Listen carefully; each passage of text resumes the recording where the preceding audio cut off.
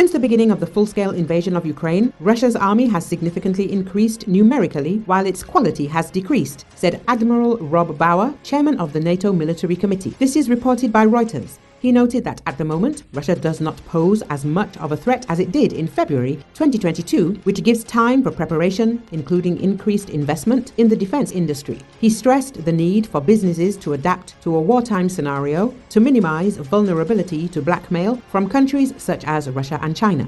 The admiral reminded how Russia cut off gas supplies to Europe at the start of the Russian invasion, which revealed a dependence on such suppliers. He emphasized that the West's dependence on China, for example, in rare earth materials and chemical ingredients for medicines, is a strategic vulnerability. According to Bauer, business leaders in Europe and the US must realize that their commercial decisions have serious national security implications. In addition, he noted that NATO is discussing the possibility of preventive precision strikes against Russian territory in the event of a threat of attack. Bauer said the alliance is no longer adopting a wait for an attack and only then react approach. Instead, it is discussing scenarios of striking launchers and other military facilities in Russia to prevent aggression. He described as positive the changed attitude of NATO, which now places more emphasis on active defense than on purely defensive measures. Ukrainian political scientist Petro Oleshchuk recalls that last week, Russia launched a new ballistic missile, Oreshnik, against the Dnipro. After permission was granted to Ukraine, the Kremlin found itself in a very sticky situation because Putin promised some kind of terrible response, almost immediately starting a war with NATO. But it turns out that he is not ready for this. They decided not to respond in a hybrid way, with a missile strike that is designed to deliver a nuclear strike, but without a nuclear strike and not on NATO territory, but on Ukraine. To show, look, we have this. We can deliver a corresponding strike on you. But as studies show, the effectiveness of such a missile strike turned out to be quite low. It cannot be said that this missile, despite its high cost, causes more serious damage than the well-known Iskander. This is Putin's PR campaign. Look, this is serious. You are to immediately accept my terms. Make peace with me, because I am so dangerous and I have another dangerous missile. The expert added.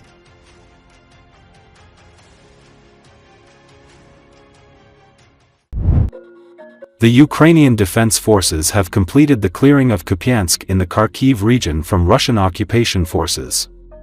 The Ukrainian analytical project Deep State reported this on its Telegram channel.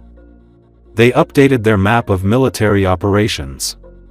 According to the analysts, the invading army of the Russian Federation has made new advances on the front. The enemy advanced near Novomlinsk, Dalny, Konstantinopolsky, as well as in Razdolnoy and Kurakovo. Let us recall that on November 13, the General Staff of the Armed Forces of Ukraine reported an attempt by Russian invaders to break through the Ukrainian defense near the city. It was stated that the Ukrainian defenders repelled 4 waves of assaults. Some of the occupiers were dressed in uniforms similar to those of the Ukrainian armed forces. Deep State wrote then that one transporter was shot down in the forest, and the second was hit in the area of Nekrasov Street. 12.5 of the invaders ran out of it and scattered to local houses.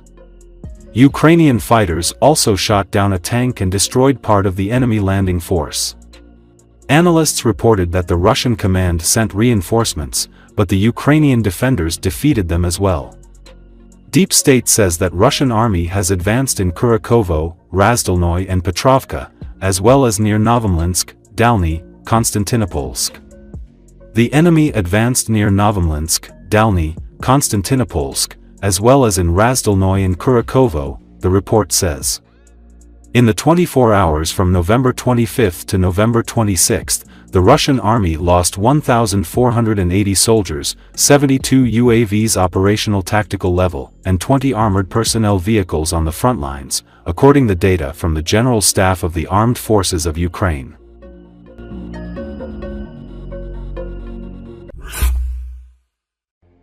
A Russian man was convicted and sentenced to 13 years and 6 months in prison on Monday, after being found guilty of high treason for a video he sent to Ukraine's security services, the latest in a series of espionage cases involving the conflict. Russian news agencies reported the verdict from the Volgograd District Court in the case against Nikita Zhuravell, who is already serving a 3.5-year sentence for burning a Quran in front of a mosque. Prosecutors said Zhuravell filmed a trainload of military equipment and warplanes in 2023 and sent the video to a representative of Ukraine's security agency. Rights activists say Zhuravell is a political prisoner who was beaten while in custody. While in pretrial custody before his first sentence, Zhuravell was beaten by the 15-year-old son of Ramzan Kadirov, the Kremlin-appointed strongman leader of the mostly Muslim region of Chechnya. The elder Kadirov posted the video on social media and praised his son, causing public outrage. Federal authorities have refrained from any criticism of the Chechen strongman.